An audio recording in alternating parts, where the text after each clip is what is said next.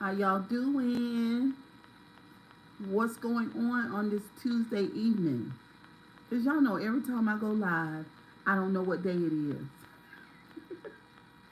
Even though I have a fully functioning day, you know what I'm saying? Even though I done been going since 5:30 this morning. Yes, I have. And I've been back in the house for a couple of hours. But how y'all doing? What's good? Y'all still excited about 2025? What's going on? Who's in the building? My name is Cheryl Grabowski and welcome to the channel. I hope y'all have had a wonderful day. And we are live. I want y'all to thumbs up the live.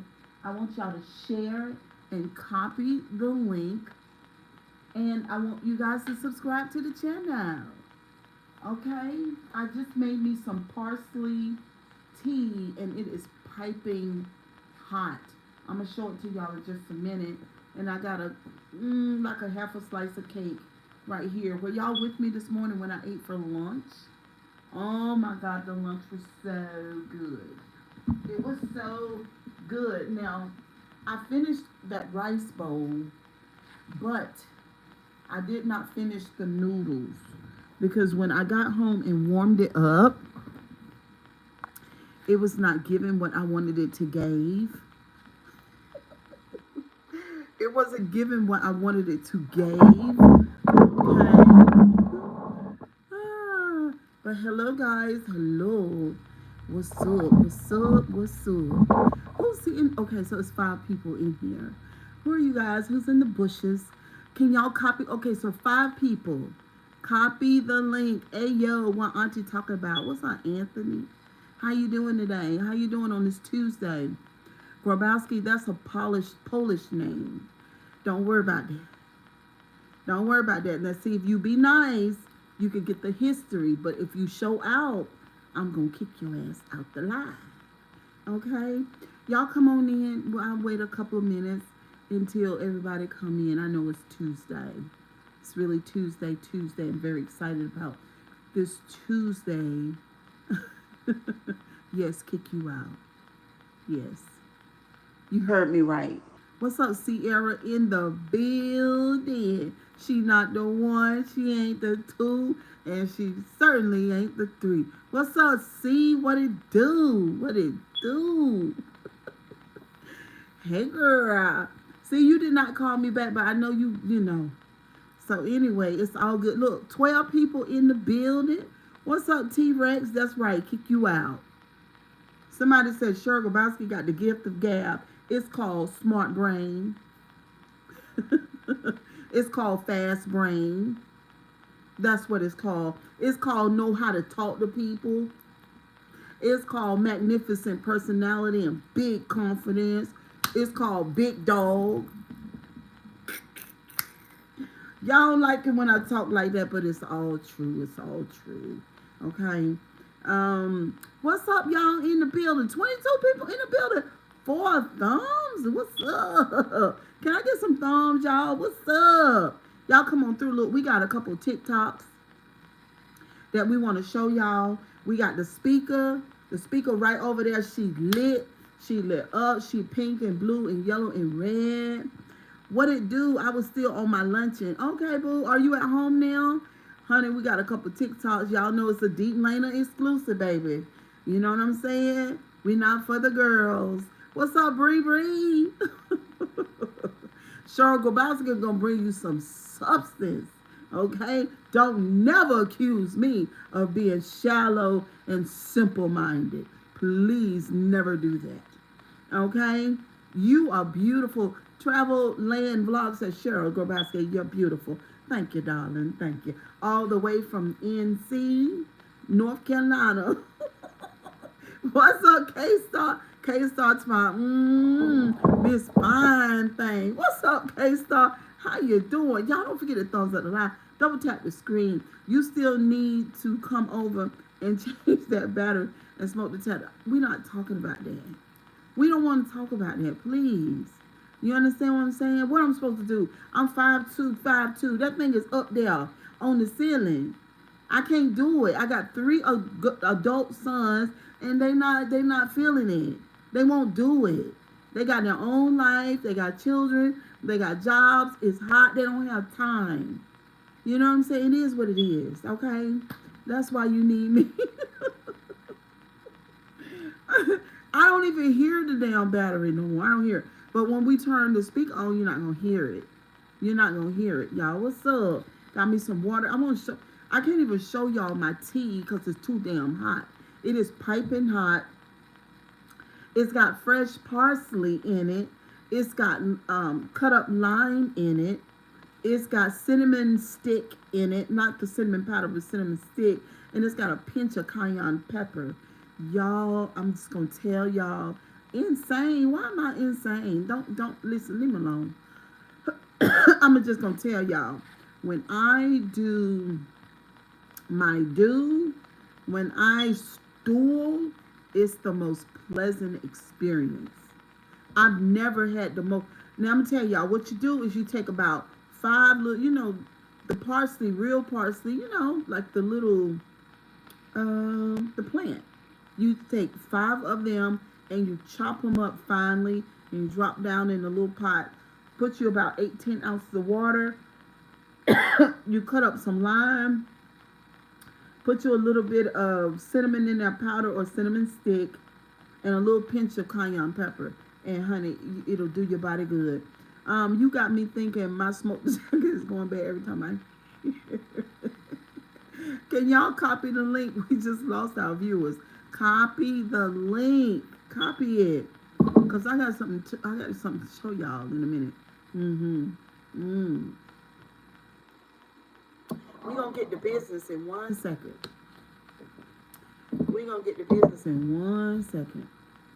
Okay? But I can't get the business with 9 viewers. I can't do that. We can't do that. This is a Deep Laners exclusive, honey. We don't got no food. We ate food today. 16 viewers.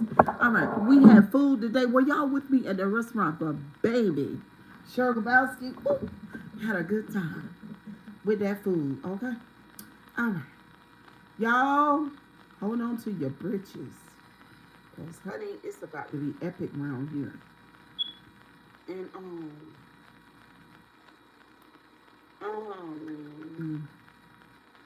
okay, hold on. Let's go to my main TikTok. The offer is good for that battery. You are such a silly Manili. Okay. Y'all listen to this. Let me see if this is hooked up to the Bluetooth. 1 second. Yes, it's connected. It's very much connected. Facebook.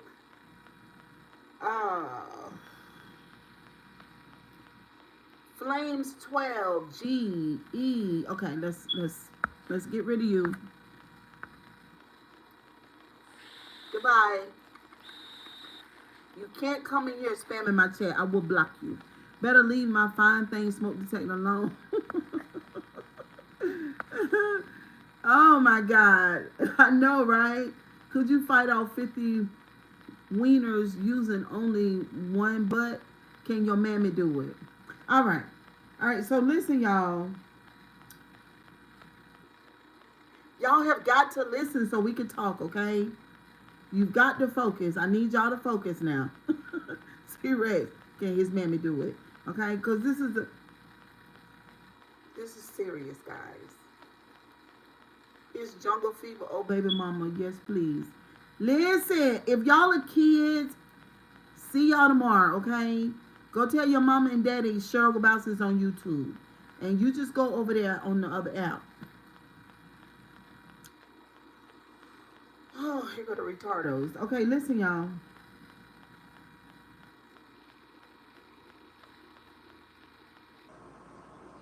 It's gonna be loud. Okay, so I got the transcripts. Mitch, we have to bring slavery back. Those were the good old days. Kevin, how will we do that? There's no way we can do that. Mitch, black people won't do it, but white people will. Kevin, How will we get white people to be slaves? That sounds ridiculous. Mitch, we have to get rid of the separation of church and state. We must have state-funded religious schools. Kevin, I don't see where you're getting at. Mitch, those schools will have work programs for 4th through 8th graders. Kevin, I think I see where you're going here. How is that going to work? Mitch, we get the kids to pick all the produce as a part of their work program to teach them the values of good old-fashioned blue-collar labor and the bounty of God. Kevin, I don't think that anyone will go for that. Mitch, it's all about grooming. Start in the 1st grade, and by 4th grade, they'll be ready to do it. Kevin, but we already have people to pick the produce. Mitch, we have to finish the wall. Kevin, no way that's going to happen. Mitch, we find better ways to get the immigrants out of the United States. Kevin, like doubling ICE. Mitch, yes. Kevin, this will be too hard, and we'll be too busy trying to sustain this over long periods of time and generations. Mitch, no, we get rid of the abortion laws in the United States and we make it mandatory that all 8th grade females be impregnated in order to graduate. Kevin, like replacing the crops. Ha ha ha, pun intended. Also, Kevin, I will work on getting the abortion banned. You work on state-funded religious schools. Mitch, we don't have to do either. Lindsay and I took care of that with the new SCOTUS.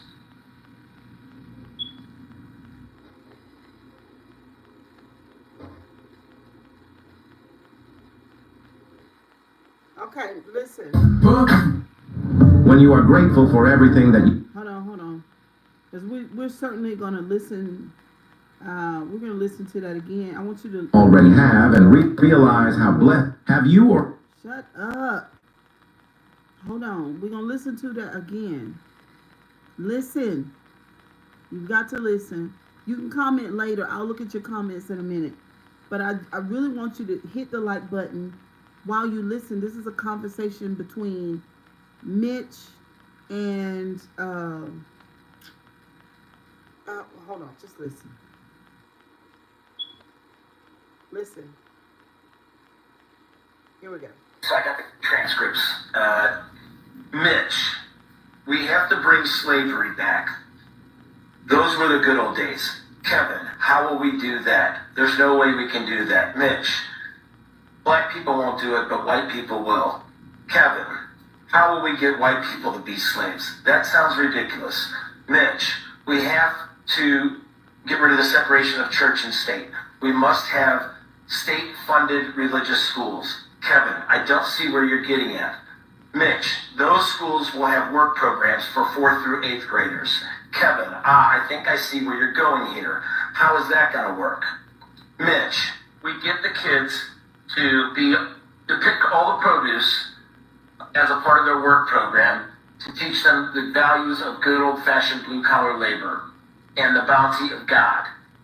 Kevin, I don't think that anyone will go for that. Mitch, it's all about grooming. Start in the 1st grade, and by 4th grade, they'll be ready to do it.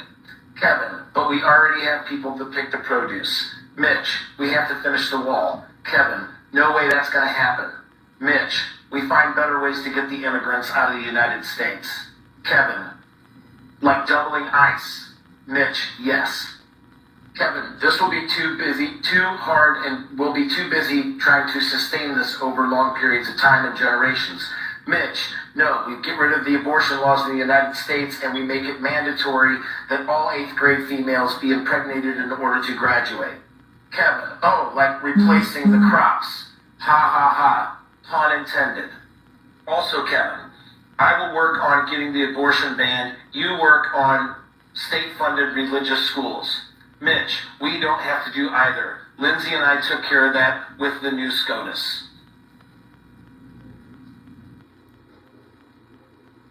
Okay.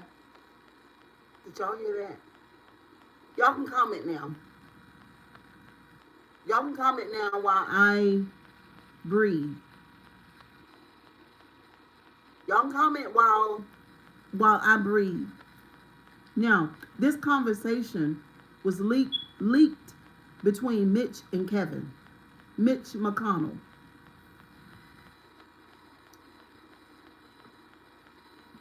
This conversation has so many parts. By the way, again, my name, if you catch the replay, my name is Cheryl Grabowski, and I just shared a leaked conversation between Mitch McConnell and Kevin, and it went viral. It's all over TikTok. I've done commentary on my channel, and I've told you guys how they plan and how they sit around the table. I'm sorry, Kevin McCarthy. How people sit around a table or sit on the phone and they literally plan your demise.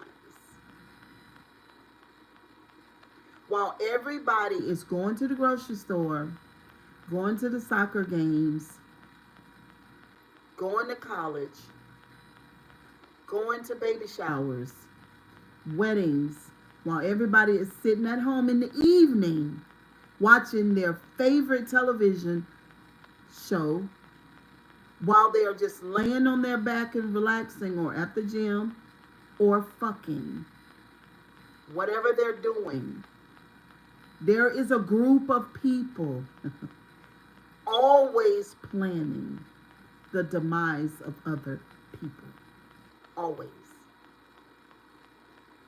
This conversation was leaked, and it should be leaked. And here again, like I say here with the deep laners, just because your life hasn't been immediately affected yet, just know, this is what I want you to know. Just know that these people are planning to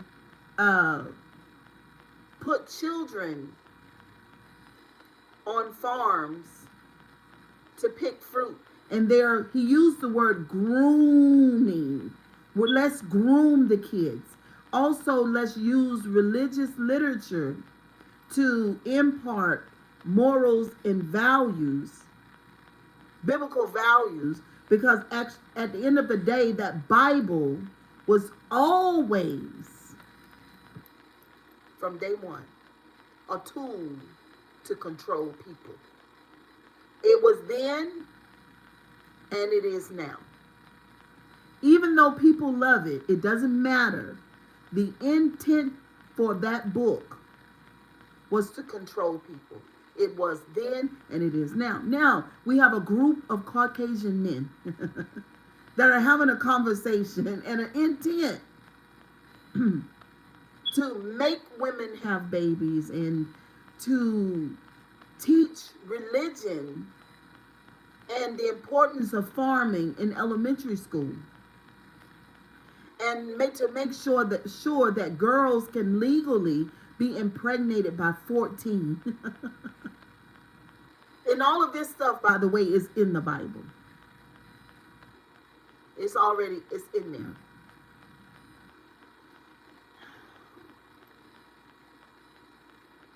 Y'all say, oh, sure, that's not going to happen. Why won't it?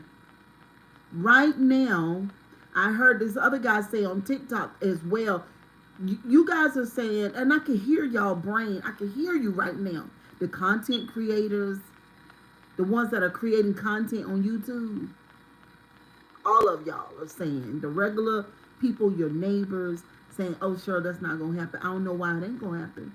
Look at what they've already done. They have ICE right now in, they were either in Alabama or Atlanta. I don't know what, but I think it was in a town in Atlanta. And they were just arresting regular people. I guess nobody will believe it until ICE shows up, at the wedding or something, someplace where you are.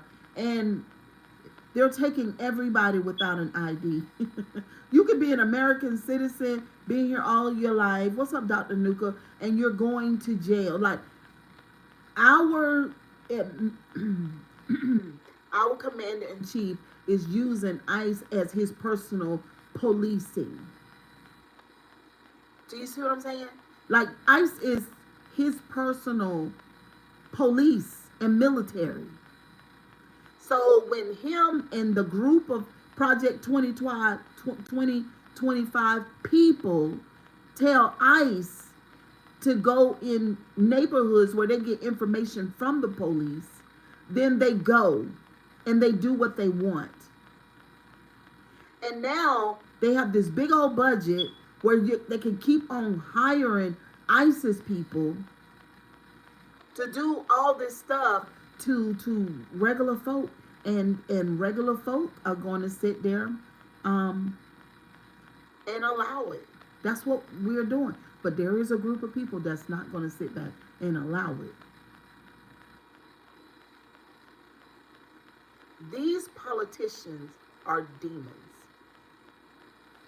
Period. I don't care if they seem kind. I don't. Even even the ones that are working, and it seems like they're working for us. I don't really see a politician that got into politics to really help people. People get into politics to be powerful and to make a lot of fucking money. That's it. All of them. I'm sorry, because the reason why I say that, you be like, sure, Grabowski, you're so rough and you're so opinionated, and sometimes you can be so judgmental. But the reason why I say that is because they get into politics knowing damn well you're about to get in bed with a whole bunch of sharks. You know that. Like, I don't know. At this point, I just feel like that government is just not good. It's just not. I mean, and also it reminds you of church. It's the same way. The pastor's not for the people. The politicians are not for the people. Like, who's for the people? Who? These people are, I don't know why when I get to speaking, I get to doing that, clear my throat is annoying. These people are not, these politicians and stuff, they're not for the people. It's very sad.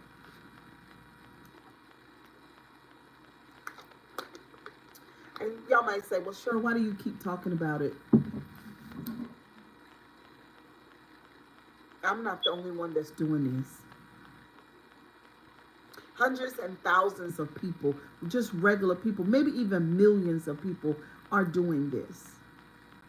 Because this is what it takes. Like today, I was in so many different subdivisions, just watching, you know how people, just watching. There's so many people.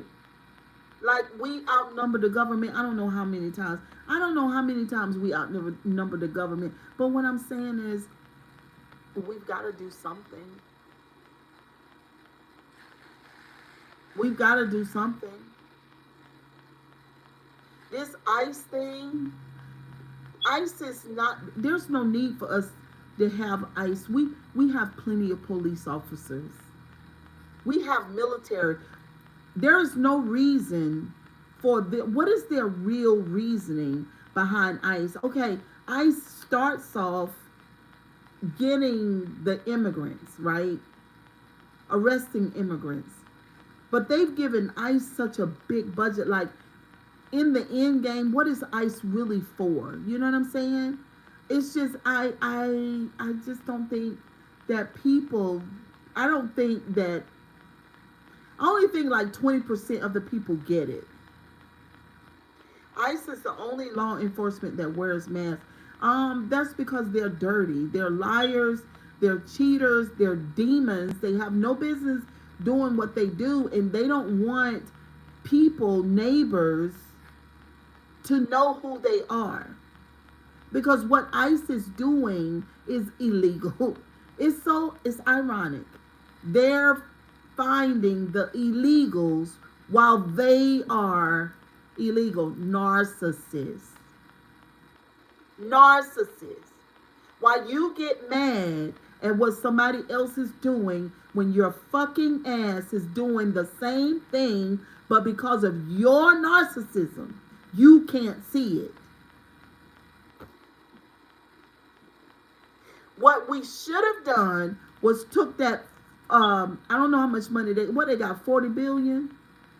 What we should have done, it took that $40 billion and put it into mental health.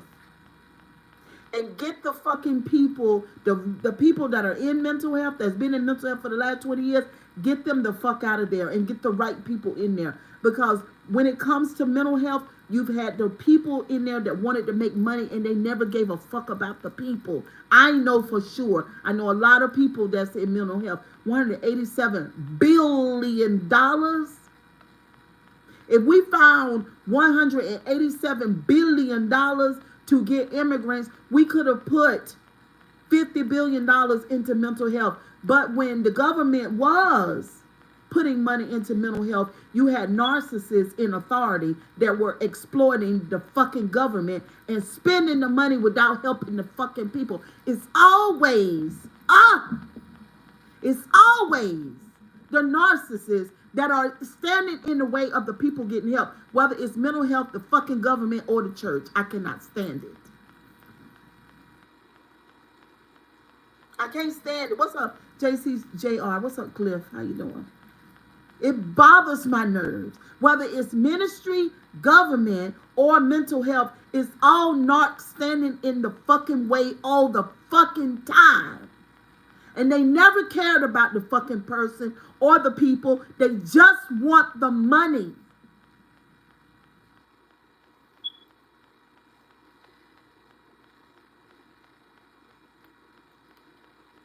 All of our money being put into ISIS to go get people that they have no fucking business bothering. It's not their money. It's so annoying. It is not their money to begin with. It's the people's money. And what I hear, the people all over this country and other countries are saying that that shit is wrong. But do they care? No.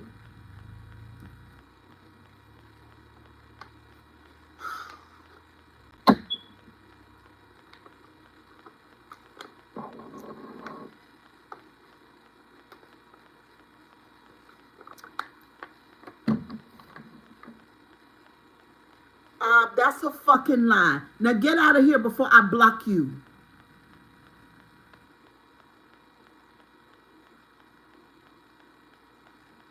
Fucking dumb. If you can come up with that much money to pay ISIS, how the fuck the U.S. gonna be broke when they print their own money, when we print our own money? Now go to hell and shut up. Before I block it. Say one more thing. We gonna see who will hurt. It ain't gonna be me. It's gonna be you. Because you're gonna be out the chat. And we gonna continue with the conversation. Say one more thing. Print something else in here. Say it. I dare you. Type in there again. And we gonna see who gonna get hurt. Because it ain't gonna be me. Because it's gonna bring me pleasure to block you. Please type one more time. Now let me carry on with my commentary. Whether it's just annoying. When we care about people, and this is the thing about empathic people and just regular people. Why can't we identify narcissism? Why are we not looking out for this? I've been on YouTube 6 years telling everybody that I can find about these people that don't give a fuck about people. I'm little old Cheryl Grabowski on YouTube. Just little old me. But now when you go into Washington, you're dealing with career politicians and big dogs. These are big dog people. And they don't know what narcissists are. They don't know that you cannot vote and put a narcissist in office. That a narc cannot be for the people. A narc is for himself. He can pretend to be. The big dogs in Washington didn't know that. When they're choosing senators and congressmen, they don't understand. They don't understand what narcissism is, and that you can't, or you can't appoint a person who's a public service person, or a person who advocates for the public and serves the public in office. That when you find out that this person is a narcissist, that disqualifies them for being a senator, a congressperson, or anything like that. Okay? What they can be is a goddamn janitor or a truck driver. Anything that you just do by yourself. Okay? Or you could go and study rocks or something. Go swim your ass in the bottom of the ocean. But don't you dare go to Washington and sit your funky ass down and say that you speak for the people when you don't. Goodbye. Toodles. Toodles. I did tell you. Goodbye. See how your screen went black? And you have no access to Cheryl Grabowski's channel anymore. Goodbye. Now let me get back to my commentary. Whether it's a politician or a preacher or a pastor, they're going to exploit you. They're not going to give a damn about you. They're going to do all manner of evil against you behind your fucking back. They're going to manipulate the shit out of you. You can believe that. And then they're going to plan for your demise. Every time. And that's what we're seeing in Washington. What's up, Wavy Gravy? How you doing? You doing all right?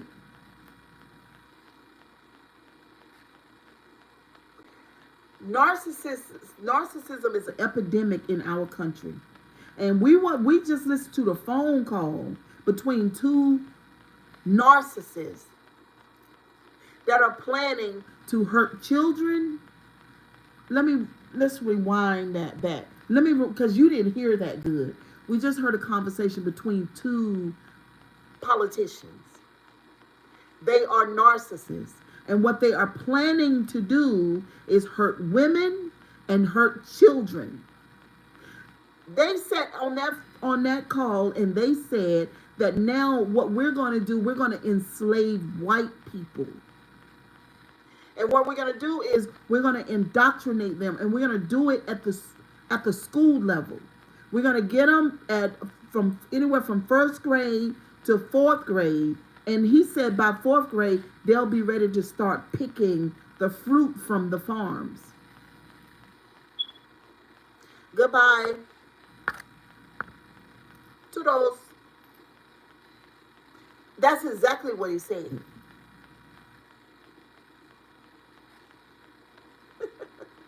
I love it when I block people. Especially when I've warned you. You know what I mean? I've warned you. He said that they're going to exploit children and women. They're going to enslave white people.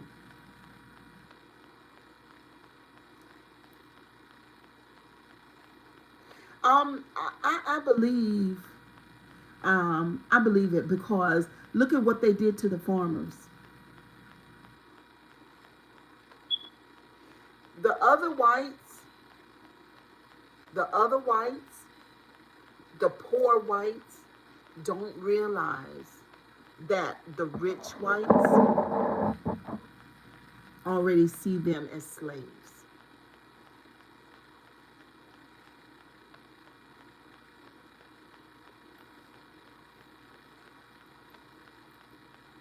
They already see them as slaves.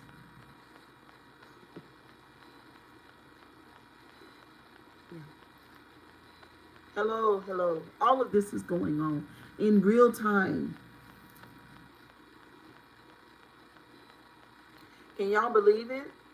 In 2025, You got people in all of the knowledge that we have in this world, out of all the things that you could think to do, out of all the things that you could experience in life, out of all the good that you could do when you're a powerful person.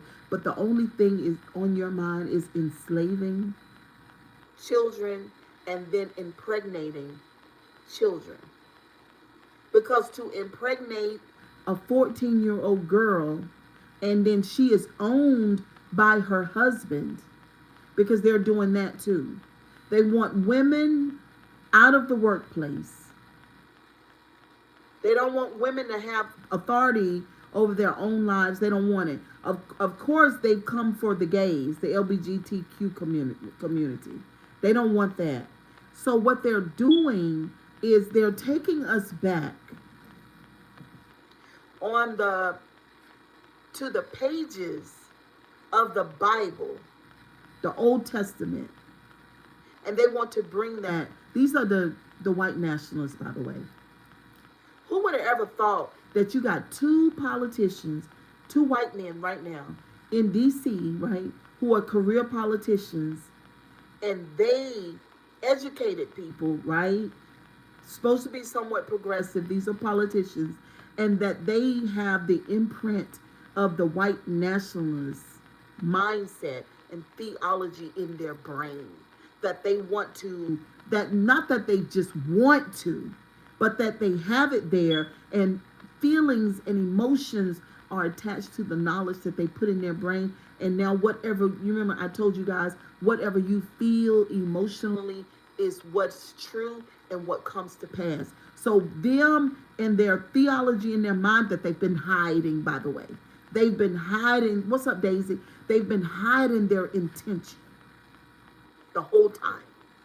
When they go to have coffee with the blacks or the Mexicans in D.C., when they're on the floor and they're discussing the Congress and all, and they shake a black person's hand or a Mexican hand, they are hiding at the same time their intention, because they have been indoctrinated with the white nationalism, and they emotionally feel that in their spirit and their soul. And so what they want to do, because when they kneel down and pray for a deeper depth, for the ones who can go there with me, when they kneel down and pray and they talk to their God, this thing about putting children in the field, poor white children, their God is said to do that, and to impregnate a 14-year-old girls and use and exploit their bodies for what they want them to do. Their God has said that. And for them as white men to be in control of everybody, their God has said that. That's how they feel. So they've hid their intention the whole time. So if you, as an African American woman, were in D.C. the whole, say for the last 25 years, and you've been pussyfooting it with them, they've been hiding it the whole time. They've been smiling in your face, talking about you behind your back. They've been having one conversation with you in D.C. when you all go get a good, not tequila, but a margarita and some wonderful lunch. And then by the time they're at their places on the weekends with their other friends, then they really let their intention come out. And they all listen to the same radio stations while that white nationalist mindset is in them. And they believe that they're doing what God told them to do. Don't leave that part out. Would you not? Could you not leave that part out? Because they're saying that they're Christians. The same way, because this is 2025, but it's the same way that they gave the black people the Christian Bible back in slavery days, right? Right? Because that's their thing. King James put that thing together and edited it and wrote himself and them, white people, into power in that same book. And that same book now still has black people by the neck. Right now. That same book, and black people will tell you, I love Jesus and I obey what Jesus tells me to do. Look at what this thing has done in just 7 months. I'm telling you, it is horrible. And listen, they've put thought to pen and then pen to paper, and now we have ISIS, human bodies with blood flowing through their veins, with that mindset, with that intention, with powwows and not stun guns, but those electric guns. They have hands, feet, kidneys, ears. The manifestation is alive right now. Their intention, what they had on their mind, what they wanted to do, what they've been hiding, is in full demonstration right now.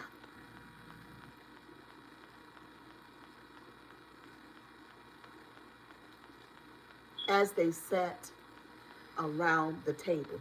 I told you guys that you can subdue a nation sitting around the table planning and organizing and letting your intention not be known to the opposing force. While we watch Basketball Wives in series on Netflix.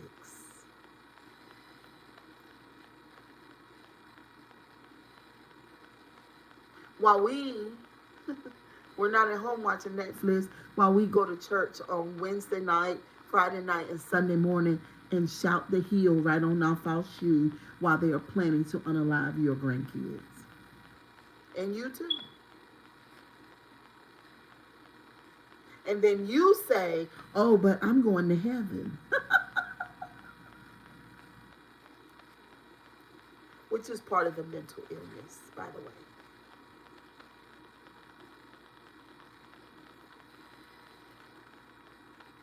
One lady said today on TikTok, in that comment section of the video that I just showed y'all, and I think I'm going to go back and read some of those comments in just 1 second. But she said, no weapon, she's quoting scripture from the King James Bible as a Christian, black Christian. As I looked at her profile picture. No weapon that is formed against us, I guess us Christians, shall prosper. Oh, but it is prospering. And it's formed and it's going to get you. Because it already got a lot of black people already. It did form and it is going to get you. So you can say no weapon all you want, but it's going to get you. It's going to get your loved ones and it's going to get your children. You know why? Because you keep on waiting for somebody to save you. And King James them wrote it in there that way. So while they're tearing your soul apart, you're stettling.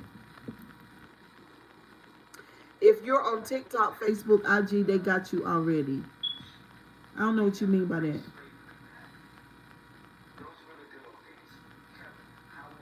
He said, we got to bring slavery back. Those are the good old days.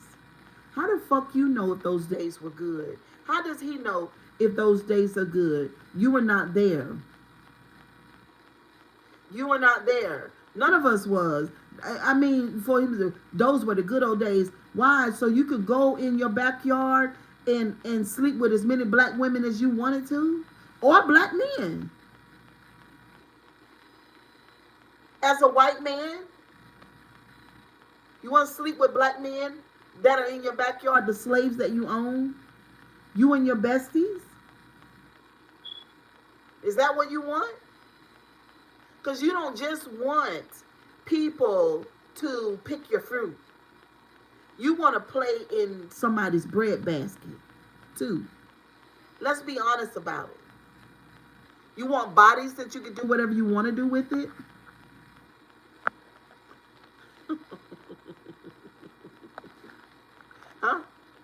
You think they just want children to pick the fruit?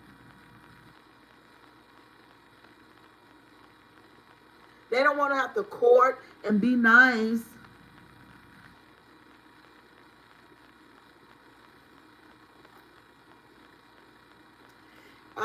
Let's read some of the comments.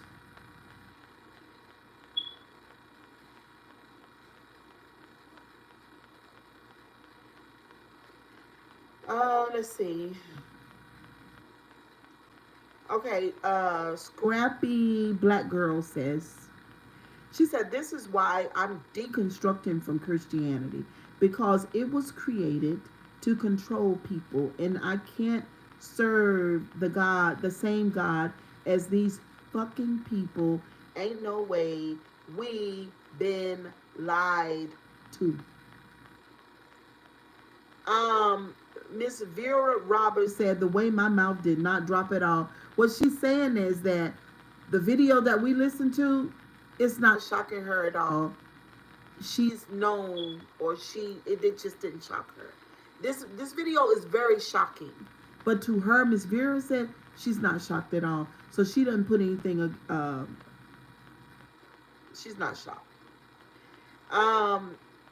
Somebody said, I called this months ago.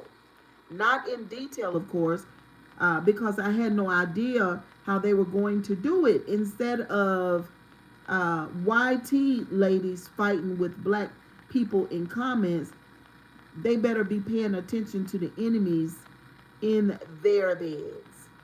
So it's whites against whites. That's what they're saying. We're going to enslave poor white people. Coffee says they've been using the Bible to force people to do their bidding since the late 1400s. And if anyone ever wondered why we don't have harsher consequences for comos, the answer is in this recording. The answer is in the recording. These people are crazy. Listen. None of us are going back, somebody says, exclamation point. Strong together, together strong, another exclamation point. So people are saying, no, this is not, and people, we are not going to do, like, I told y'all this last night. They're going to get a rude awakening. That's exactly what's happening. There's a ton of AI out there. I need a source. The fact that this is actually plausible and believable is terrifying, though. Somebody says, even if it's not real, the fact that it's entirely plausible is concerning. Oklahoma is defunding schools. I've been saying it all along. Kids will either be in private school or working. This is somebody else in the comment section. Somebody said FAFO if they want to. So whoever that is ready to fight. I heard this recording a few days ago. Republicans have been planning this since integration passing of Civil Rights Act. So they never gave up. They didn't want slavery to end. They liked their slavery.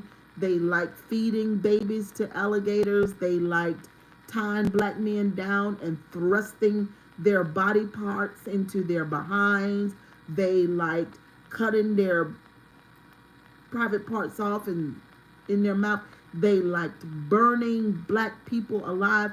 I listened to a video last night of a slave owner, and I sent this to somebody so I can go find it. And they were saying that this particular slave owner burned his slaves. Like, caught them on fire. That was his way of dealing with it. He didn't hang them. He didn't shoot them. He didn't skin them. He burnt them alive. So, it was just, and that's why they want the history erased. They don't want people to know how horrific they are. But this is crazy because at the same time, they're still doing the most horrible things. Because this ICE situation is barbaric and demonic. Okay. So K5153 says, look, I've been saying this for years. They are coming for us. She's a black woman. They are working to bring slavery back! Exclamation point. People call me ridiculous. I'm reaching. It can never happen. Black people, please wake the F up because they're coming for us. Um, Somebody else said uh, Kevin McCarthy really was a snake. So I'm just like, oh my God. The Brown Betty says, I saw this somewhere else, but I was hoping this was AI. This is real. And she's saying, this is real. Lord, help us. And that's not what she's supposed to say. And she's got to understand that the more you call on the Lord to help us, the worse things gonna get. I'm just telling you.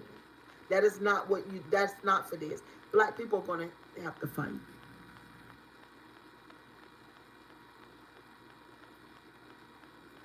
That's it. Be willing to do it. Julia Graham said, I had a dream we was forced into concentration camps. They're doing that now every day. They're doing that now. The guy that I just listened to the TikTok, he damn near had tears. He was driving and he was begging the people.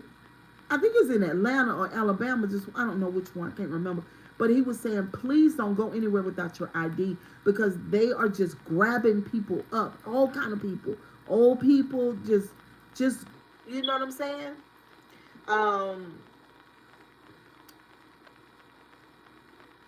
There's somebody else says, I want to know where this transcript came from. I want to find a copy for myself.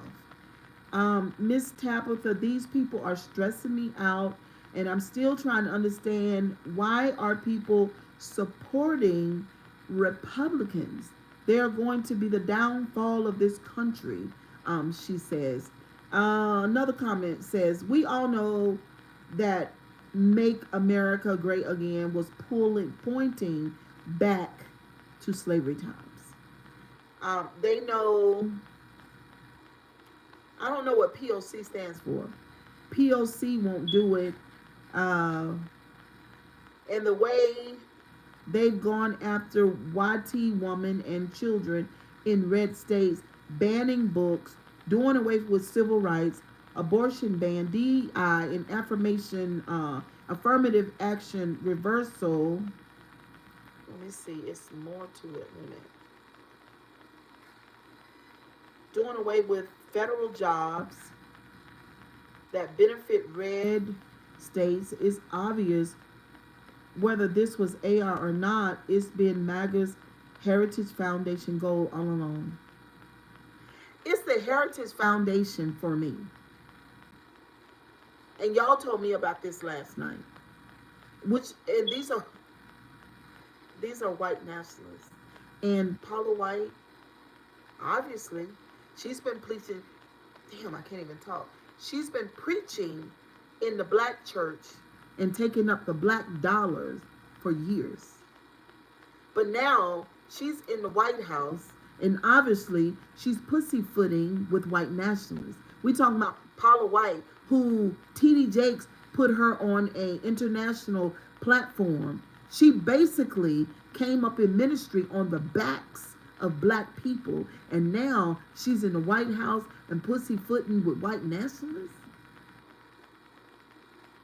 She didn't like the black people the whole time. She was another one that was having coffee and eating coffee cake and praying and speaking in tongues. Y'all know how she did when she called about the African angels.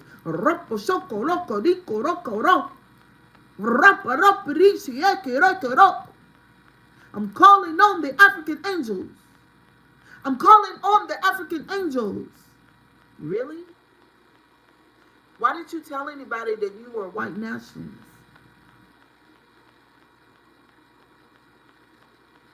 Why didn't you tell anybody that you despised black people and that you had borrowed a black woman's personality, persona, and the way that the black woman would preach that you borrowed that as a white lady and you used it for your benefit while at the same time holding the white nationalist concept in your mind and in your heart. You can't make this up. This is crazy. Not surprised. I've been thinking this since they wanted to deport the illegal immigrants, abolish life choices, and remove Medicare. The poor in the southern states would pick crops to survive and obtain basic human benefits. This population is the most supported by the system, but I was just minding my business.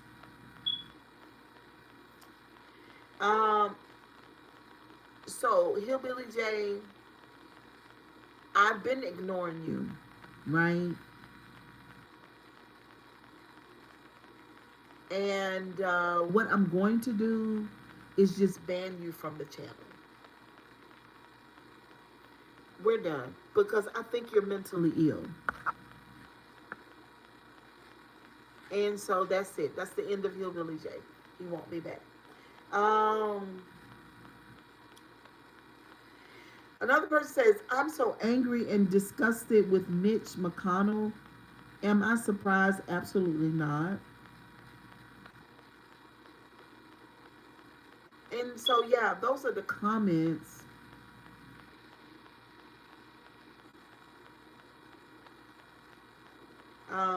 That I wanted to share with you guys. 17 people still here. Listen, guys, let me tell y'all something right now. We are 25 people away from 20,000. It's been a long journey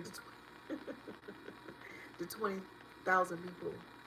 I feel like my channel is one of the best channels on YouTube. YouTube is a place for all of fun, jesting, all kinds of information. You even have lawyers here. I even follow a judge, a black judge. She is very interesting. She has a good, well, actually, I got more subscribers than she does. I think she has 16,000.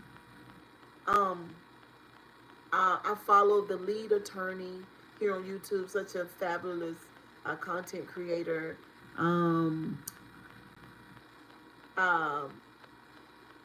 Yeah, it's a wonderful place.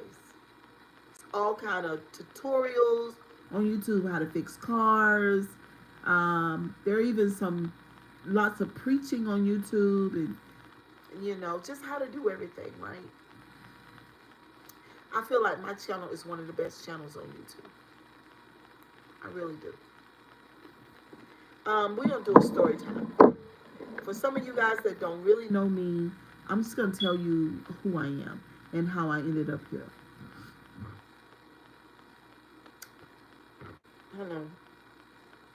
I don't know why I get so mucusy when I get back in my house. I don't know what's going on. Mo Jr., you don't know me. I have 3 biracial grandkids.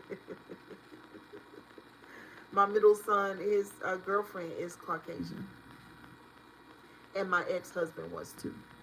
What's up, Abner? It is Mamita. So I hope that answers your question. But yeah. So, yeah. Yeah. So welcome to the channel, and I would love for you to subscribe. Certainly hit the like button and share it. Copy the link. Respect. Thank you so much. Can you guys, it's 14 people here, and I love all 14 of you guys, and thank you for being here and being a part of the channel. But I need you to copy the link so other people can come in. You got me? Thank you so much. But yeah, story time. So,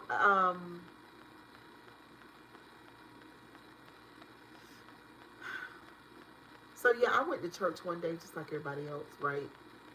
And learned about the Bible, the story of Jesus. I partook in, singing, and, I paid my money, and, I raised my children in church. My children are PK kids because my husband was the pastor and I was the first lady. And then I used to preach too for a while.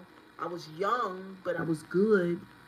I loved Christianity. I loved the people. I loved the Bible. And it was new to me because I didn't grow up in church. You see what I'm saying?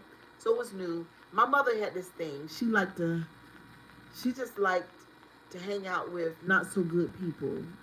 You know what I'm saying? I always remember that when I was young. Like, she just had some not so good people. But she always helped people. Like, people that were going through someone. Like, if someone needed a place to stay, my mom would let you stay at our house. She was that type of person. But a lot of those people I just didn't like. But anyway. So, and then, my mama, them, they had the type of vibe where they cook hot dogs and pork chops and, they have card games at the house and, friends be over and they be drinking and laughing and cursing. You know what I'm saying? Just a good old black experience. What's up, Tanya? Hey, girl. I hope you're doing good today. So, all of that. And then, as I got a little bit older, we moved to the hood. Daddy moved with us to the hood. We were on public housing. So mama decided, oh yeah, we'll move to public housing because you don't have to pay any bills. And my dad was a brick mason, so back in those days, he made 1970 or 1980 or 1978, 79, 80 up in there. So he made good money in those days, so we can keep all our money. Like, he had to pay a light bill, but that was it, because we were in the hood. And that was mama's decision, which I hated it from day one. I hated it. I would stand on the mountaintop and tell anybody I fucking hated it. I hated everything about it. I hated the smell of it. I hated all those apartments. I hated being able to hear the neighbors fight and all the bullshit that went on in the hood. I hated all the teenagers that were there, especially the boys, because Cheryl Grabowski was so cute, and so was my sister. I just hated it. I hated all the girls because they were so fucking jealous. It was annoying. And I didn't even want those peasy head-ass boys. I didn't even want them. You know what I'm saying? I don't even understand. I just went into a rant. But it was just, I hated it. Okay. So we moved to the hood, and I hated it. I just want y'all to know I fucking hated it. Okay, so period. I never thought it was okay. I hated it. What's up, William? I hated it. Okay? Period. I just want y'all to know that shit. You got some people that rep their hood. I don't rep shit. Didn't like it. Now, I met some people that I love to this day because I love people. You know what I'm saying? But the experience of the hood, I just fucking hated it. So anyway, so we were sort of like hood rich because daddy had money and a lot of women over there didn't really have men, and so we were just a little different and all that. Okay, so, but it was a lot of bullshit and it was a lot of stuff that I just really didn't like. You know what I'm saying? And my mama was for the shits. Like, she didn't let it go on in her house, but she was for the shits, for real. She liked the drama. She liked all of it. And me, not so much. Not so much. And so I left early. But so anyway, when I finally got into the church world through my ex, my first husband, it was nice and refreshing. Okay. You had the decent people. They dressed nice. They drove nice cars. And it was just nice. I enjoyed the church experience. I love the music. I love the music. I think if someone would say to me, Cheryl, what was the thing that you were what was the thing that kept you at church? Like, what was the thing? It was the music. Because I'm a music person. And the music was heartfelt. So, me being an emotional person, it was just the music. That kept me there more than anything. Okay, so that was my experience. So, other than the music, I'm a smarty, like I'm a smart girl. So we all had the literature, which was the Bible. So the preacher preached out of the literature. Everybody would bring their Bible to church, and of course I read it. Worship music is the best. And not only did I read it, not only did I read it, I dived into it. Like, Wasn't a regular Christian at all. You know what I'm saying? So I studied. I had my concordances, my dictionary. I had all of the best Bibles that was out. We had a dates Bible. I remember the dates Bible. I really, really liked the dates because it gave you what they call the pre-Adamic period. What's up, Mama, too? Good evening. So pre-Adam means that the dates Bible give you an account of what was going on in the world. What's up, Nikki? Before Genesis 1 and 1. So before Genesis 1 and 1, dates gave you an account of what happened before that. So basically, there were conversations with the Lucifer and God and all of that before Genesis 1 and 1. So I really, really like that. And then we had other Bibles too. On an average, back in those days, me and my husband, we spent at least $100 on a Bible. So if you really wanted a really good one, you had to at least spend like $100 on and we had lots. So our library total, we had over 2,000 books. And a lot of those books were just different types of Bibles, along with the regular dictionaries, topical Bibles, life application ones, strong concordance, Hebrew, Greek, and Latin. We had 2,000, like really. We both were really, really like into it. Okay? So I have people in life right now that still call me Pastor Cheryl because everything that the church taught me, I applied it to my life. I was not a Christian that was, and this is not nothing I'm bragging about. I'm just trying to let y'all into like my experience. So, just anything that Christianity had to offer, that's what I received, and that's what I live by. I live by that. So the way that we raised our children was very conservative. The way that I lived my life was very conservative. This wig would have never been on my head at all. This makeup, never. These nails, never. Jewelry, never, other than the ring. No pants, no shorts, no tight jeans of any sort. Very conservative, black and white, a black shoe, a bob hairstyle, no makeup, no earrings for a long time. That was my experience. I happened to be in a Pentecostal church, which everybody knows that it's very, very strict. So it would be compared to like the Amish. Y'all know how the Amish are, the white Amish people. Okay, it would be like similar to that, but with black people. So Pentecostal experience. All right, so I loved it. I loved it all. Okay, and so we lived that life. So, while I was being a super fantastic Christian, I was just being me too. And so me at my mother's house was because it reminded me the church, my relationship with the church and my relationship with my mother's house was similar. Because my mother and them, they got on my nerves, but that's my family, and don't you mess with my family or I will rip you to shreds. Okay, same thing at the church. I'm a part of this church. This is my church. I rep this church.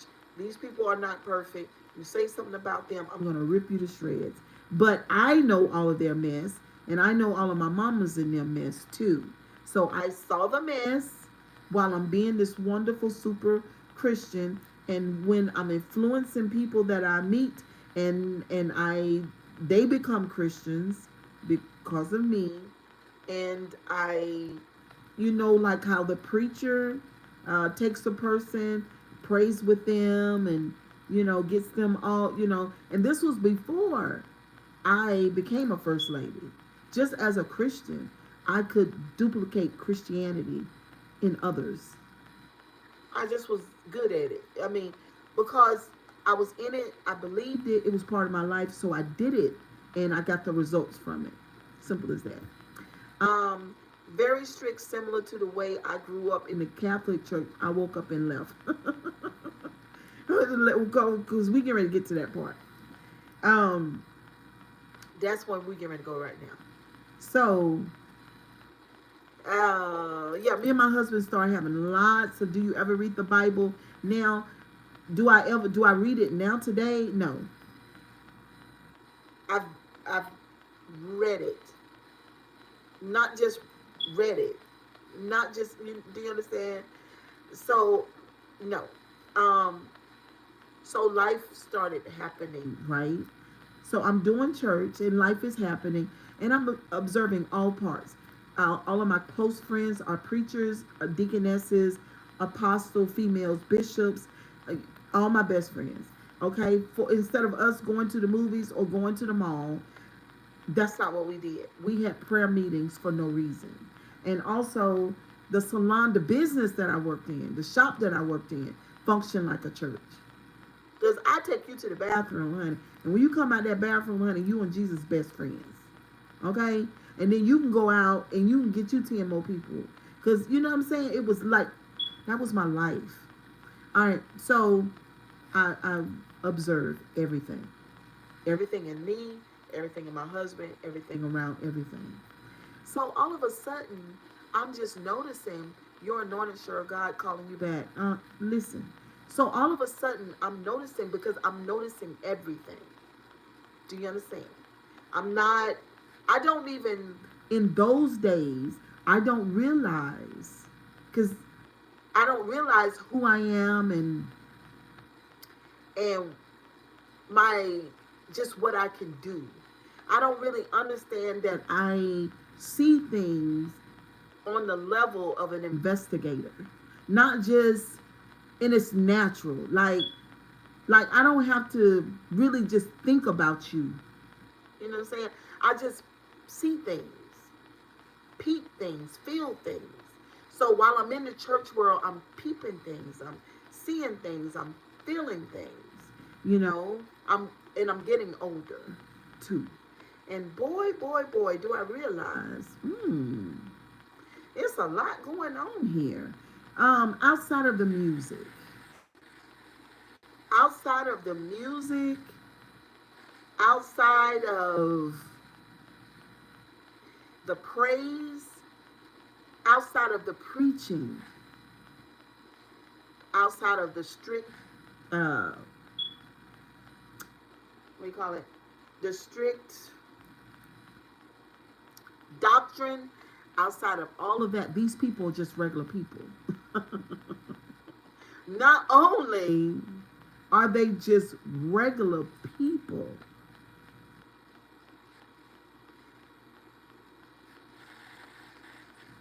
they're not doing what they're supposed to do. Not even the preachers. And this is not just in one church, because I was popular in my city and I was also a hairstylist. So I knew people in lots of churches and I knew them well. I knew other big preachers, their armor bearers and their ministers, and they were my friends. And I had preachers over there and deacons over there and apostles over there and prophetesses over there, and they were all my friends. And I'm just a little Scorpio girl that feels everything just like I did at my mother's house. And honey, once I start seeing, not that I was even looking, it just happened. Once I start seeing and feeling and experiencing all of what people say versus what they do. Two different things. Say one thing, do another. When I saw people profess to know God and know what God said, but when you saw that what was happening around them,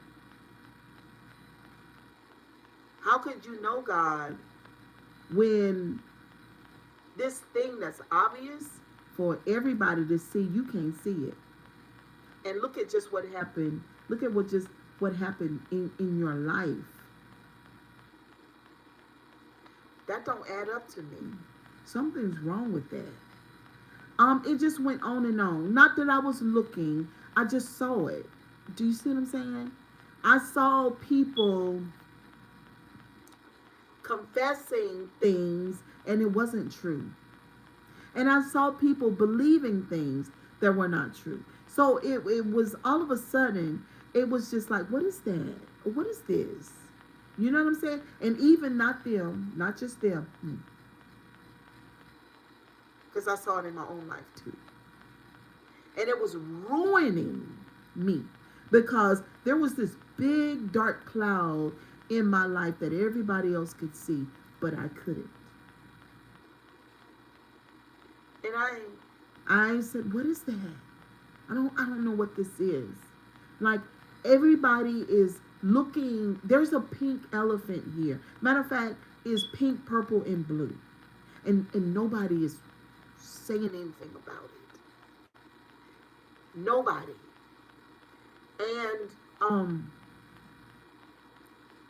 And so just one day after lots of life happened, I just had a conversation with God. Simple as it, and it was very simple. It's almost like brainwashing. It was. It was that brain. You know what I'm saying? I had the church brain. They had gave it to me. I sat right there amongst them and allowed myself to have church brain. But see, the thing is, nobody tells you to guard your mind against certain things. Nobody say, oh, well, sure, you don't let it all come in there. You know what I'm saying? These people are boasting and bragging and saying things that they don't know about. And a lot of the stuff is not true. And God forbid, do not follow them home. Let me say that again. For the person in the back, don't follow them home. So once it got past the people, you just wasted all the time typing and you just got blocked. Once I stopped focusing on the people and turned inwardly, oh my God. And what I saw, oh my God, I can't do this. And so I had a conversation with God. Simple. People say, oh, Cheryl backslid. No, I didn't. I tell anybody that. No. Oh, so you backslid. So what you did was you slowly drifted away from God. No, there was no slow drifting away. There was a realization that everything that I've been taught is a fantasy. And I don't want to live in that bubble that I see them in. I don't want that. I don't want that. Because I'm not afraid like these people are. These people are afraid. These people are full of fear. That's not me. I don't feel that kind of fear. These people see God, love it, church brain is real, girl. These people see and experience God in a way that I feel like is very unhealthy because I read the same book that they did. And I don't see what they see. And they obviously don't see what I see. Obviously. So once I saw me, I saw them, then it's time, because I'm still reading. I'm still studying the Bible. Honey, one day I saw a pattern. You know how you see a pattern in your life? You be like, something's wrong with this. But one day, because y'all know I've read a lot, I see a pattern. These people keep on saying that God communicates with a group of people, Old Testament. This is an Old Testament pattern, by the way. God communicates with his people. The people and God are getting along. The people fall away from God. God punishes the people. Then God repents. And then they come back together again. And then the people fall off again. And then God gets mad with the people. God then punishes the people. And then God repents. God reaches back out to his people. God gets mad with the people. The people fall off from God. God punishes the people. And then God gets back with me. And I'm just like, I'm done. No, no, no. So no, this book is not authentic. This is not, I'm not a child.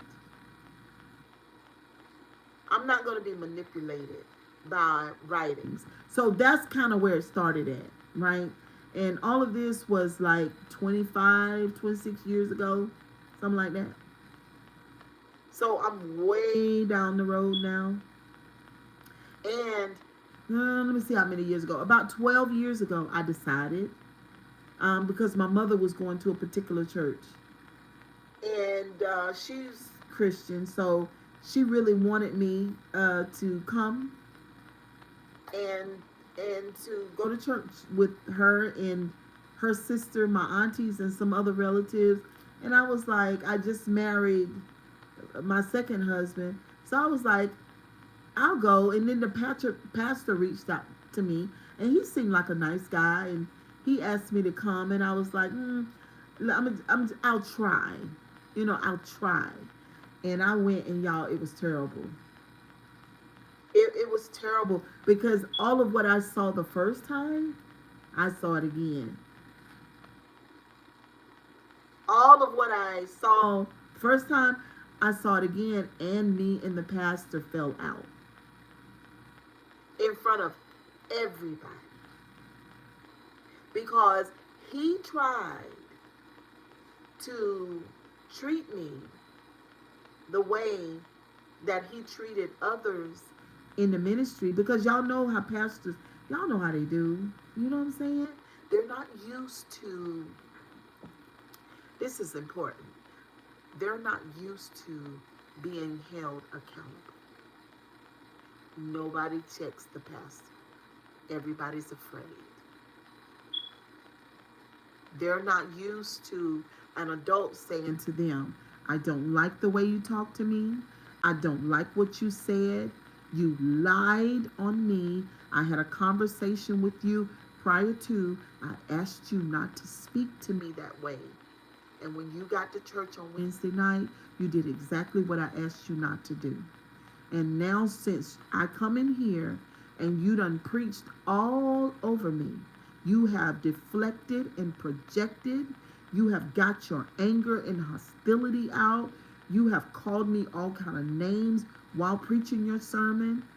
I stayed through the service because I was trying to prove to myself that even though he's doing what I asked him not to do, I'm going to show respect, because my mother wasn't there that night, but my aunties and them, so I'm just, you know what I'm saying? I'm going to endure it, and then I'm going to leave.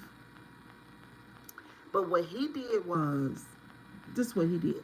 He got his rocks off, so to speak, spiritually. And now it's off his chest. And now he wants to come over.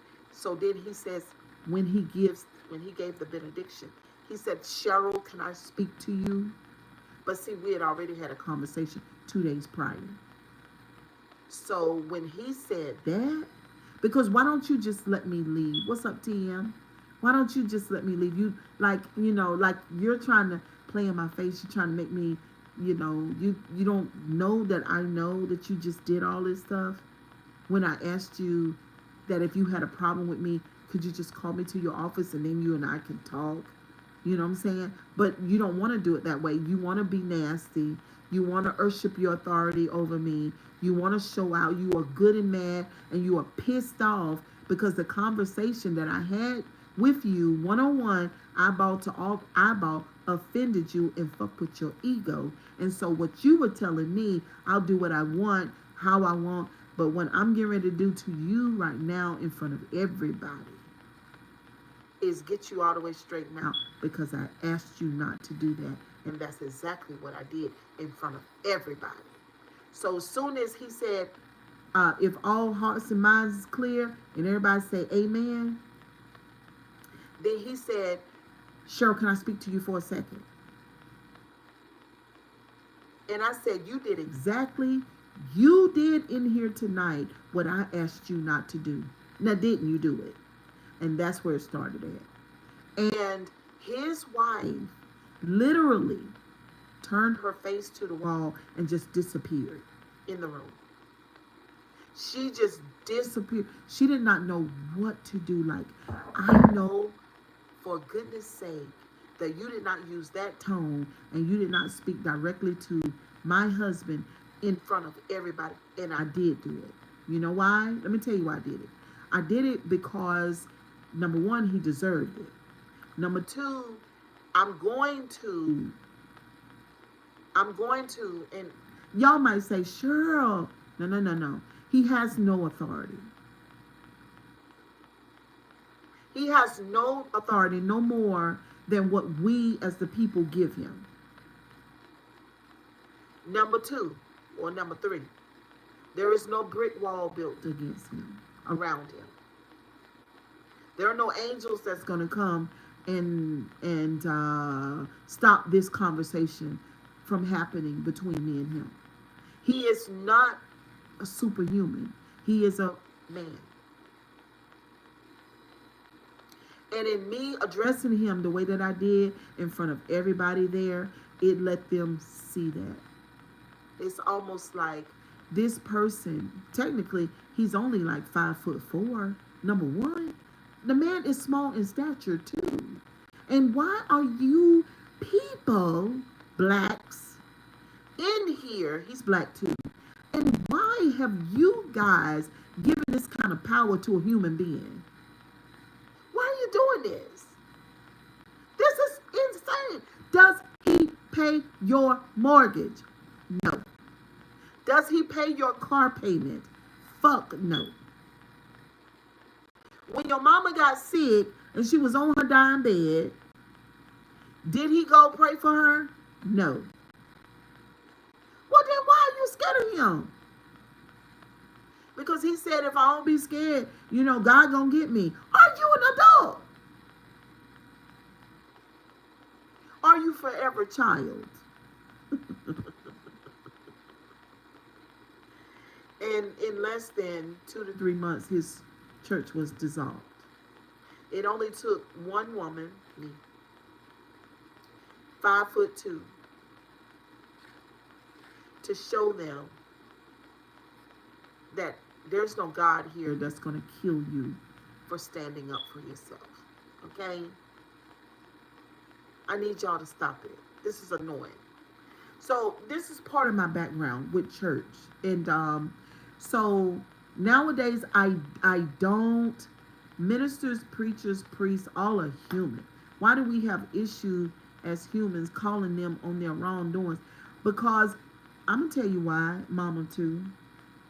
There are scriptures in the Bible that tell you that if you do that, you might as well put a noose around your neck and jump into the ocean. That's why. There are some very intimidating scriptures, and they'll tell you about them, to enforce that noose that they put around your neck. But guess who did that? The colonizers did that a long time ago. That book was written to control people. And it still works that way to this day. Abner said exactly. It still works that way right now. And after all these years, my thing is, I don't have the history of church like that. Like, I don't have it. So my mama didn't take us, right? So when I went in the walls of the church, I was 18. And I came out around, 33. So from 18 to 33. And I've been deconstructing from that, right? But you got some people, they go back 4 damn generations. My exact reason for making my exit, period. 4 generations, your mama's mama. Y'all been going to church for a long time. And these people still cannot get loose from that idea that that power that they give those preachers is is sobering. Yeah. In my personal opinion, when I look back now, because y'all know that I've learned a lot about narcissism. When I look back now through my lens, the lens that I have, I do believe a lot of those preachers were narcissists. I haven't been in a while either. How long, Nikki? I think they were. The idea of serving a narcissist makes me want to throw up.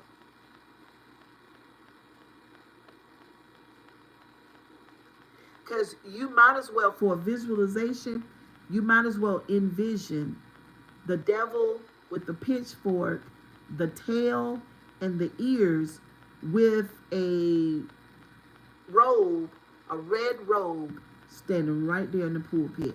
That's what's going on in the churches. Few years, okay. It's just like Scientology, the same. You know, you got that hierarchy. You got the preachers, the evangelists, the pastors, the teachers, the prophets, the bishops. And you as a member, you're forever child. If these people get these titles, then they lord themselves over you. I mean, it's really crazy. And a lot of time, the bishop might be a damn janitor.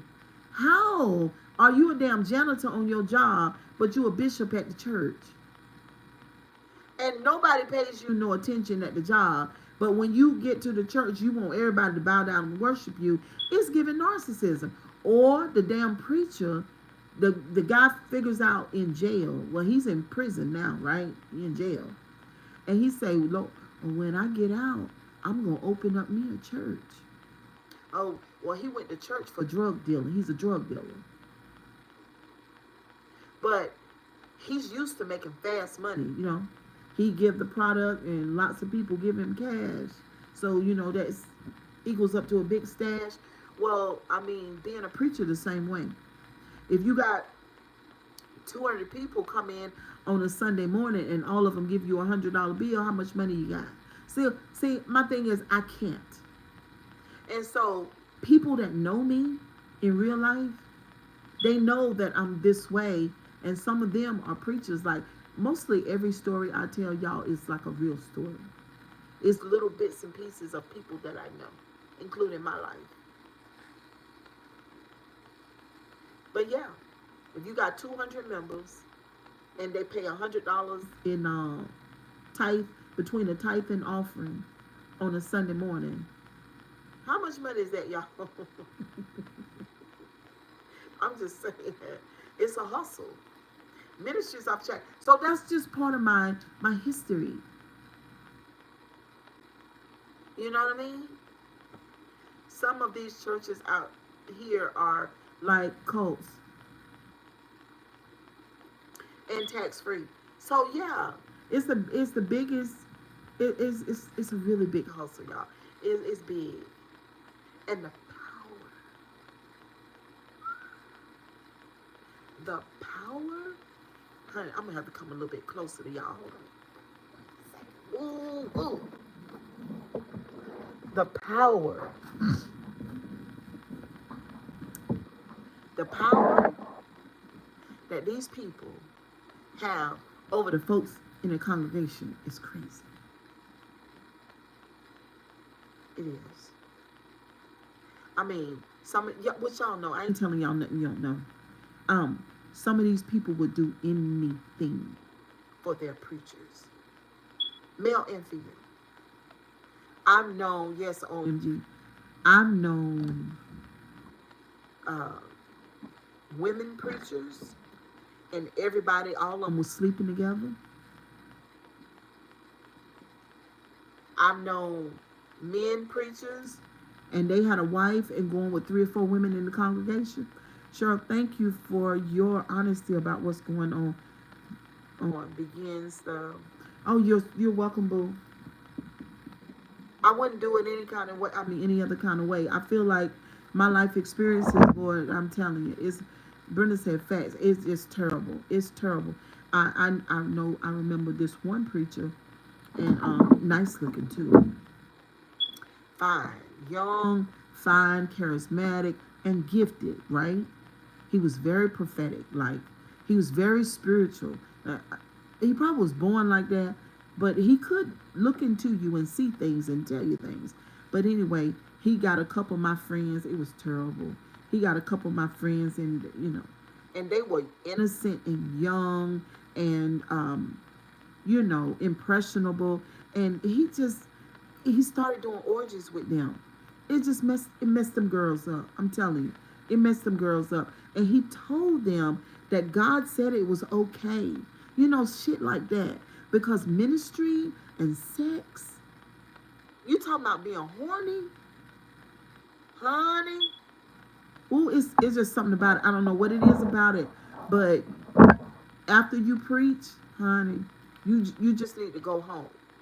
You need to go home. But they be in church taking off their clothes, letting people wipe them down, get the sweat off their body, just be horny. Next thing you know, there all kinds of ungodliness go on. Cheryl, thank you. Okay, some facts. Yes, and some think they're at the club. Girl, it's crazy. What's up, Sonny? Sorry, thanks for your honesty about what's going on at some of the churches. They the freakiest. LOL. Yeah. It be a lot. And people say, well, Cheryl, they're just human. They piss me off when they do that. They piss me off when they do that. Oh, Cheryl, there ain't nobody perfect. True. We all human. Nobody's perfect. But you have no business fucking in the pastor's study.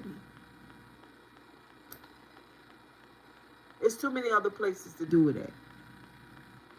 It's just, they do that shit because they want to. It's terrible. And especially narcissists. Y'all already know. I can't. So one of my friends asked me, let me get my tea. I want to show y'all my tea. It's not hot anymore, thank God, because, honey, it was boiling. One of my friends she said, y'all see all that goodness down there? That's parsley and cinnamon and all of that down there. It's so good for the body. My father was a pastor. All the money do not go to the pastor. 90% of the money is supposed to go for the upkeep of the building. Okay, well, look. That's not around here. The pastor not around here. The pastor live in $1 million houses, drive the best cars that they drive, and put their children in them cars too. They buy cars for the children around here. Okay? And everybody, they share their money with the family. They spend lots of money around here. Okay? That part.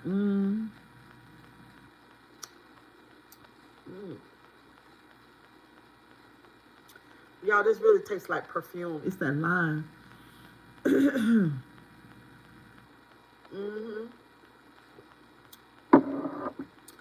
Your pastor might have had a really small church. It's tart.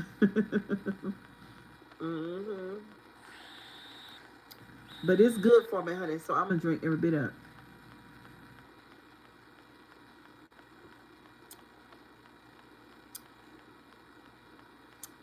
All right, well, okay.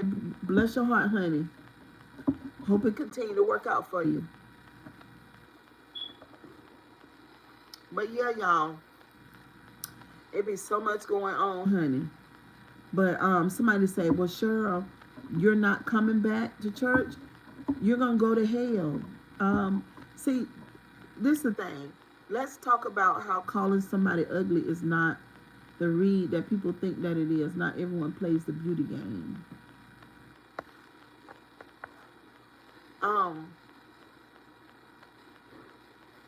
There's nothing to come back to.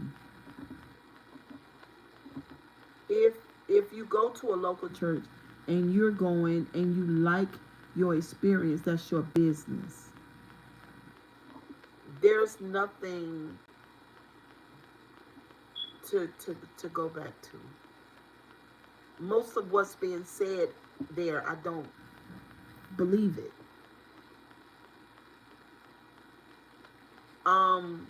Most of the people that's preaching and talking, I don't feel like that they even know what they're talking about.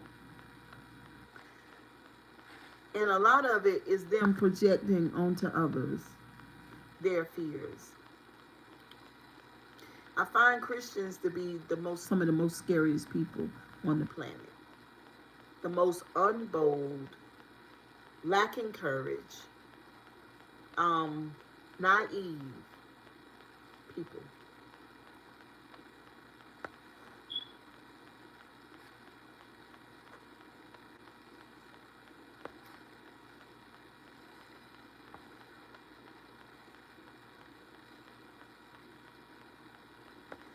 You're agnostic. Okay. I don't call myself anything.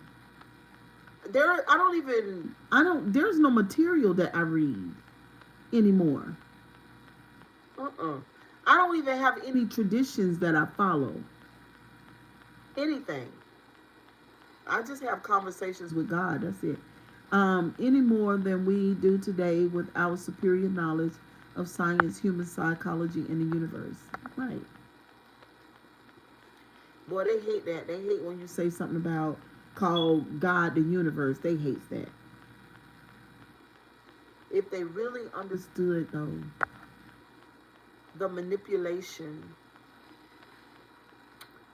and what that thing that they stand on, that Bible that they stand on, if they only really understood what it is.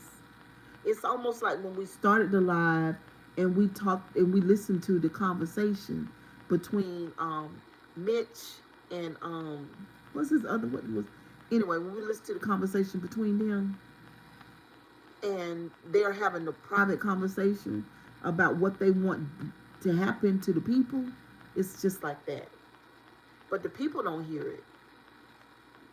But my thing is this, folks ought to be spiritual enough to really hear what's being said without hearing it.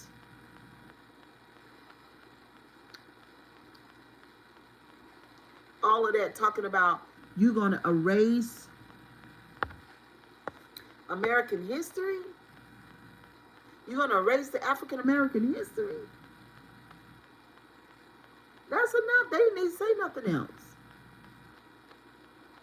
We already knew what time it was when we heard that. And the education department going to get rid of the education. We already knew. Those two things right there, that's enough. You don't need to eat the whole damn pie to identify it's an apple pie. You don't need that. And then people say, you know, people, I'm just going to keep it real. There are some people around me are dumb as fuck. Because they say, oh, well, he's not a racist. Oh, this is not about race. Yes, it is.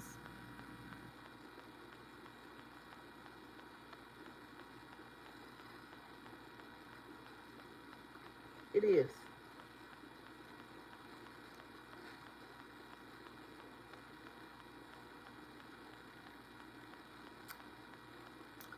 Oh, no. I didn't mean to hide Rich the Fish.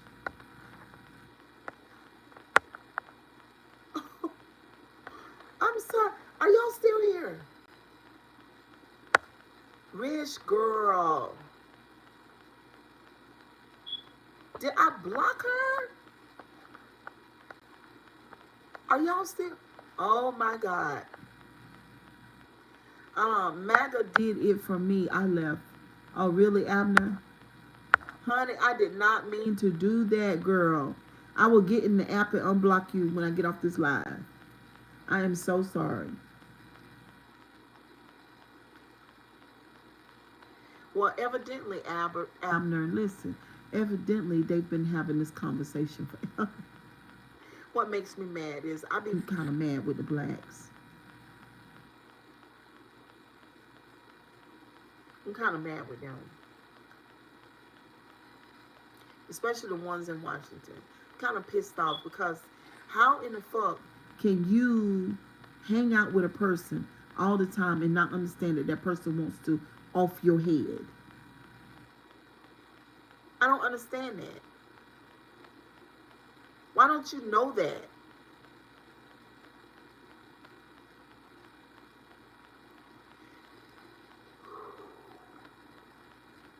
And that's why I was telling y'all another thing. That's why I'm telling y'all.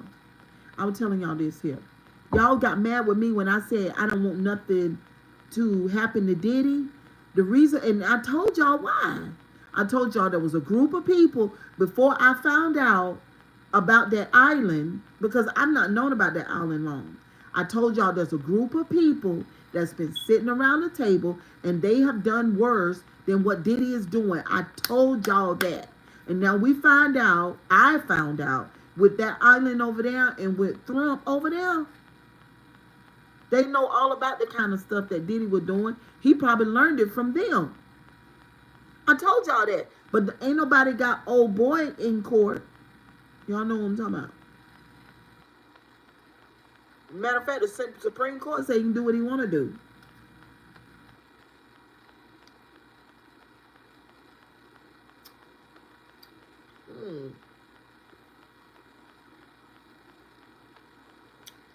Woo, I don't know why it's so tart today. Oh my goodness.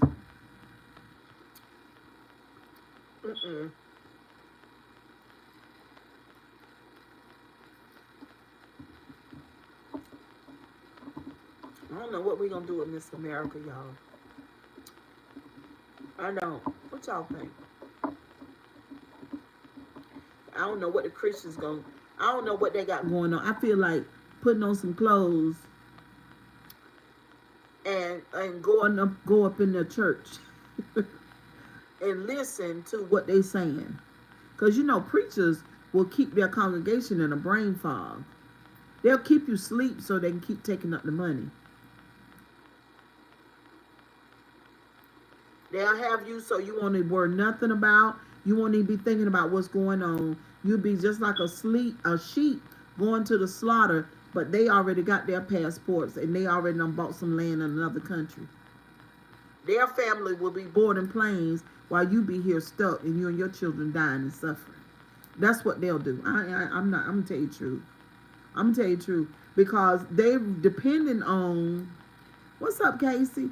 They're depending on the congregation staying asleep and staying put. Because that's how they make their money. One lady on TikTok asked, this is what she told her people, the ones that go to church. She said, ask your pastor not to take up an offering for 4 Sundays and just ask him to believe God to pay the bills like he do you.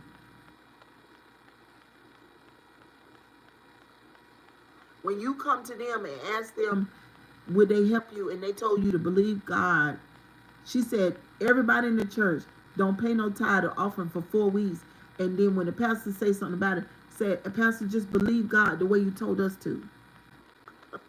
Congregation poor talking about they blessed. Woo, honey, say it again. That's gaslighting. That's bullshit. That's all it is. A preacher, you know, it takes a certain skill set with preaching. You know what I'm saying? That's why a lot of ex-drug dealers like to go into ministry.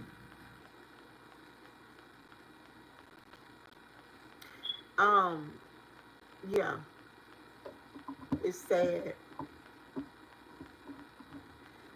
All right, block. Good night. I did not mean to block Rich the Fish. I'm so sad about that. Yeah. Oh my God, I put too much parsley in here. Ooh. I'm gonna sleep good. Oh, I know what I don't have in here. Y'all, I didn't put no ginger in here.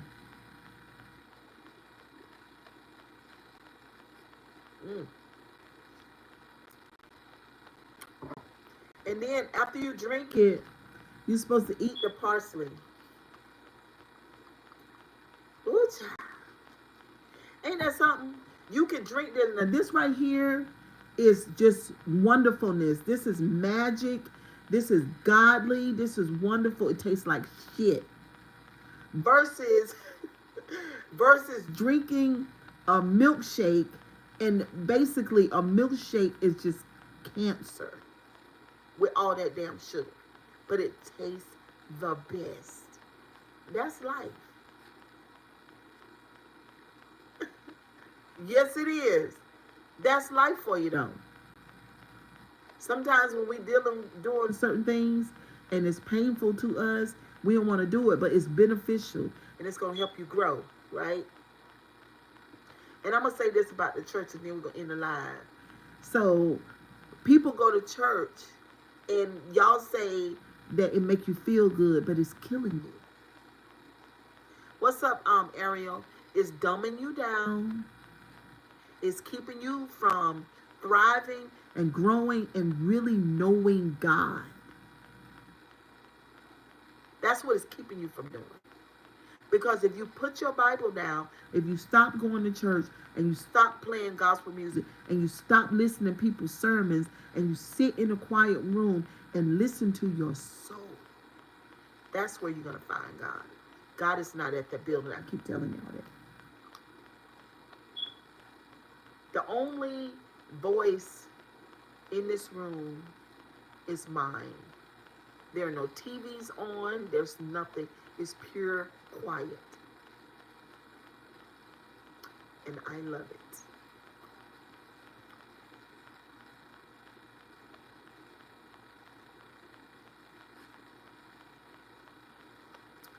Bless you too. Bless you right back. Mom said mama too is true. That's where you find God. You always, and I got friends that do this, they always going to church.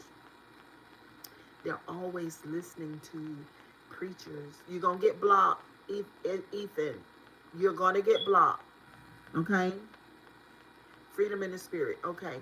So you go to church all the time. You always doing church stuff. You got a 2-week revival and you're going to church all the time. And you're listening to the preacher tell you about their experience with God. Meanwhile, you and God ain't even communicating. I need to start going to church. I just don't have time. You and God ain't even communicating. You don't find God at church, even though they tell you that. That's not true. Everybody knows that's not true. What you find is music. What you find is a group of people. What you find is literature being spoken. Talking about God told him, ain't told him nothing. And if God did tell them something, he told them something about them. You, but see, that's narcissistic, right? That's narcissistic. Why would I tell anybody that God told me to tell them something?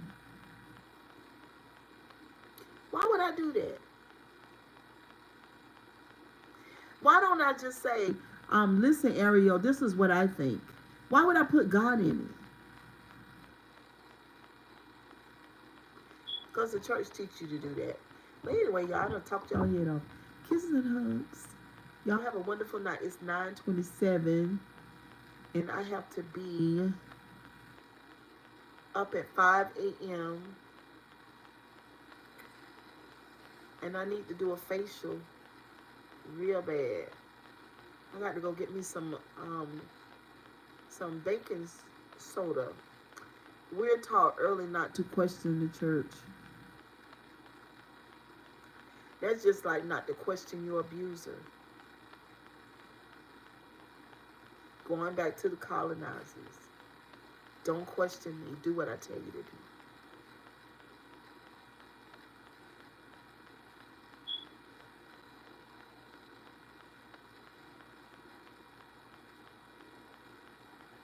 Anyway, y'all have a wonderful night. I'll see y'all tomorrow. Bye, guys. Thank you.